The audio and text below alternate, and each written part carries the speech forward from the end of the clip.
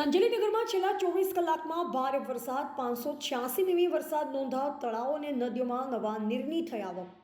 સંજેલીનગરમાં ભારે વરસાદના કારણે પાણીના કાયમી નિકાલ માટે 3 ગામના નાગરિકોએ મામલતદાર અને સરપંચને પાણીના નિકાલ માટેની બાંયધરી આપી। સંજેલીના સંતરામપુર રોડ પર કૃષ્ણકુંજ સોસાયટીમાં તળાવની માફક પાણી ભરાઈ ગયા, જેના કારણે સ્થાનિકોને પારાવાર મુશ્કેલી વેઠવાનો વારો આવ્યો। પાણીના નિકાલ માટે 3 ગામના સ્થાનિકો દોડી આવ્યા હતા। પાણીના નિકાલ માટે તાત્કાલિક હાથ ધરવામાં આવે તેવી મામલતદાર અને સરપંચને રજૂઆત કરવામાં આવી।